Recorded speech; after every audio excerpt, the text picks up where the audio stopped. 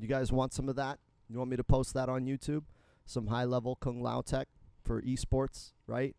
For high-level players at tournament level, right? Here's some Kung Lao tech that I use. So, like, you could do normally dumb shit like this, right? Playing with your negative frames to get that off, right? But if you really want to fuck with your opponent, right, you can start doing shit like this, right? So you'll do a usual string, right? Forward 4, that's like basic Kung Lao shit, right? Dash in, forward 4, and then fish for the flawless block there, right?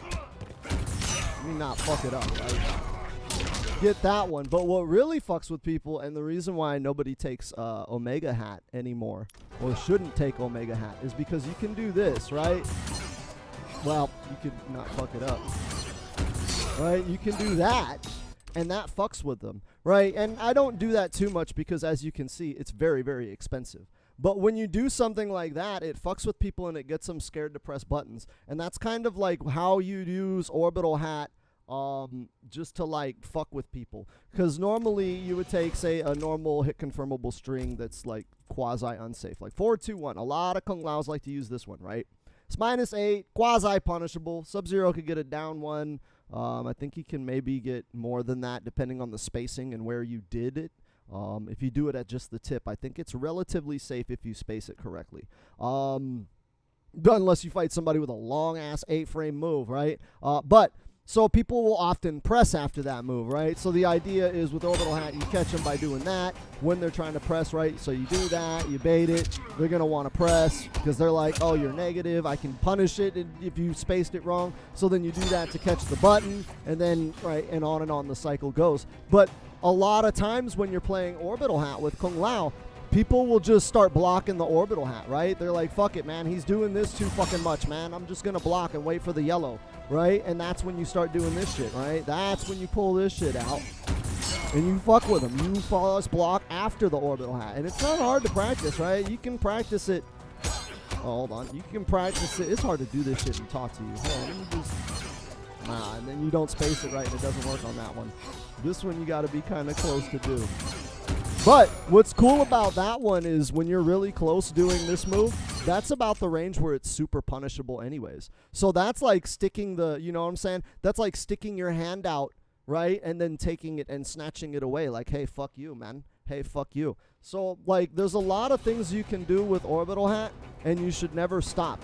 You always want to keep mixing it up. But the reason why I call this, like, high level is because a lot of you guys can't flawless block for shit, right?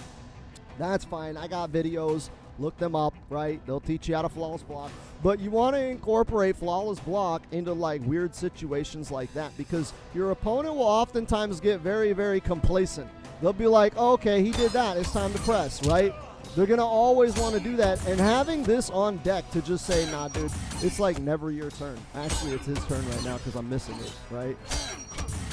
It's hard to do this and talk to y'all, man. Let me just, can I do it one more time?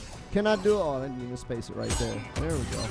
Damn, I'm like bad at this game. I literally just did this, man. I literally just did it, and you guys literally just saw me do this, and now I can't do it, right? That's how you know you're bad at video games. That's how you know. But if you're watching this, you're probably worse than me, so keep paying attention, right?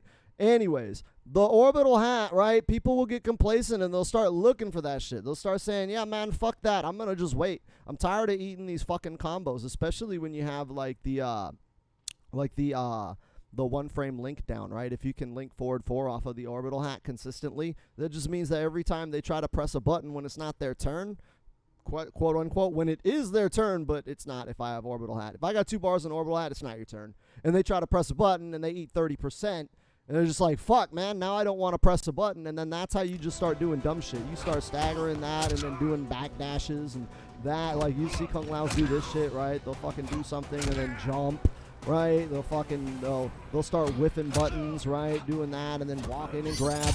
Those kind of like gimmicks and shenanigans, they don't work at high level until you condition them not to press. That's the thing. The secret, what makes Kung Lao good, people think that the secret to beating Kung Lao is to block, right? Just block. Everything is unsafe. If you block, he's going to do something stupid, and then he dies. But Orbital Hat makes it to where I don't have to block. Like, if I don't want to, I can spend 2 bars just to say, fuck you, I don't want to block, right? And that's what makes Orbital Hat really, really cheap and really, really strong. And the idea is you use that because Kung Lao has some of the worst movement in the fucking game. Like, his fastest movement option is jumping, which is usually your slowest movement option. For every other character, jumping is like the slowest movement option.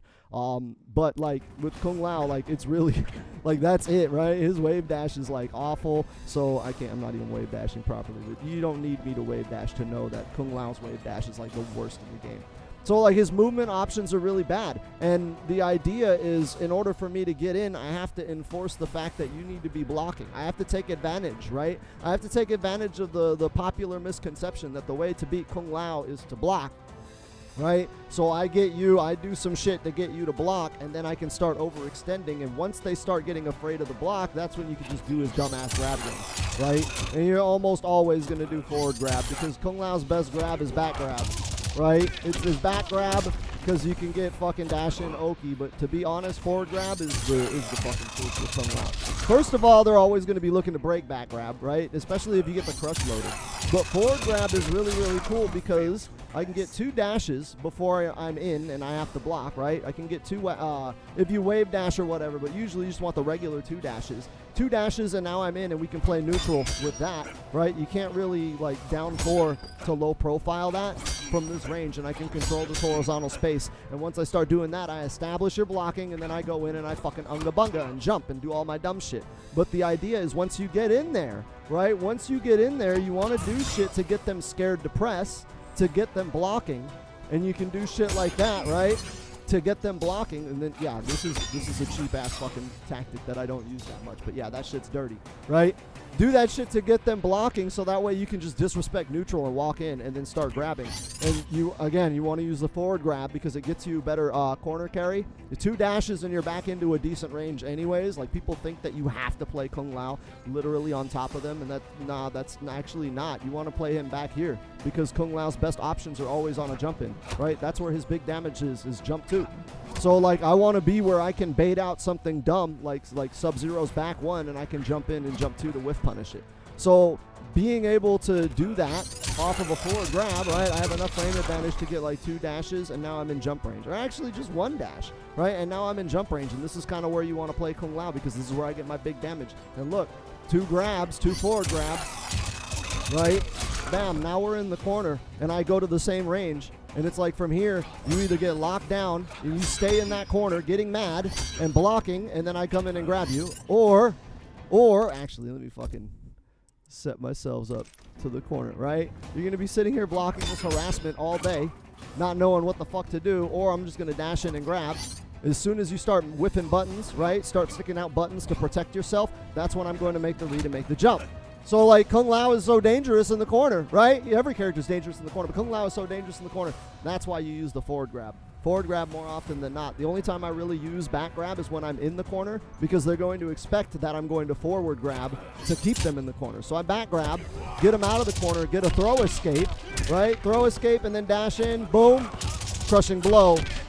That's like half of your health, and I have the corner again. Like, look at the exchange, right? Let's put on the easy crushing blow, right? Where's that at? That's on fucking playback options. Easy crushing blow. So look at the damage, right? So they're always expecting you to forward grab here, right? I do the back grab. Fuck you. Boom. Now the crushing blow is loaded, right? We'll just pretend. I hold it. Another crushing blow. Boom. That's like almost 40% of his health in 2 bad reads, right? 2 bad reads just from doing the wrong grab, right? Got him, and that's not even counting me throwing him to get into that corner. 2 wrong reads, right, of just me doing the wrong grab. And then they're fucking almost dead. So, like, yeah, there's some nasty shit Kung Lao can do. Those are a couple of the high-level tactics that I employ. That's not all of them that I do. But it is some pretty dirty shit. With Kung Lao, as long as you understand conditioning and psychology and you know how to fuck with your opponent, right? You really have to understand, like, what kind of a bitch your opponent is, and then when you recognize and categorize what kind of a bitch your opponent is, then you can execute a strategy that will make them very, very embarrassed in front of all the women that are watching at home, right? Like, comment, and subscribe for more technology, assholes. I need the fucking clout now that this game is dead, right? This game is dead, and the only job skill I have is that I'm kind of good at it. Kind of good at a dead game. If you like MK11 content, you know what to do, my man. You know what to do. Thank you very much for watching, though.